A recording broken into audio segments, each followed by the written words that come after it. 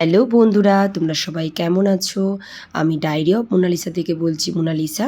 আমি আবার একটা নতুন ভিডিও নিয়ে চলে এসেছি।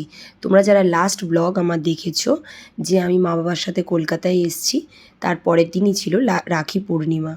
তো রাখি পূর্ণিমার দিনে ঋদ্ধি দেখো রাখি পরাচ্ছে। এটা হচ্ছে আমাদের ওয়ার্কশপ।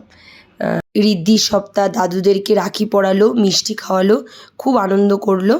প্রথমেই দেখলে যে আমি আমার দাদুকে আর আমার ভাইকে রাখি পরালাম। তারপর ঋদ্ধি ওয়ার্কশপে এসে রাখি পরালো, মিষ্টি দিল। ঋদ্ধিও দাদুদের কাছ থেকে গিফট পেলো, খুব এনজয় করলো।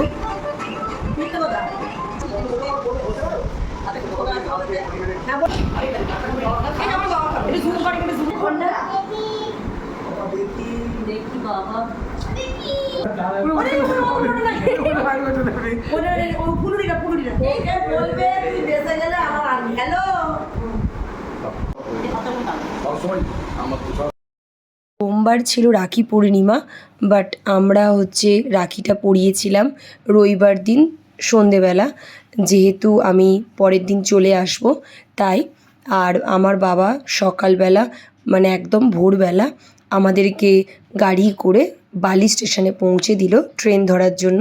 দেখো ঋদ্ধিও ঘুম চোখে, দেখো বালি স্টেশন পুরো ফাঁকা, লোকজন সেরকম নেই। আর আমিও এরপর ট্রেনে উঠে আরামবাগ চলে এলাম।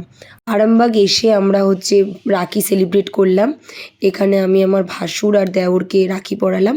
আর ঋদ্ধি আমার ভাসুরের 2 ছেলে, তাদেরকে দাদা ভাই হয়, তাদেরকে রাখি পরালো। আর গিফটও পেলাম। বন্ধুরা, তোমাদের যদি ভিডিওগুলো আমার ভালো লাগে অবশ্যই লাইক করো, শেয়ার করো আর সাবস্ক্রাইব করো, আর কমেন্ট করতে ভুলো না কেমন লাগছে ভিডিওটা। বাই বাই বন্ধুরা, আবার নেক্সট ভিডিওতে দেখা হচ্ছে।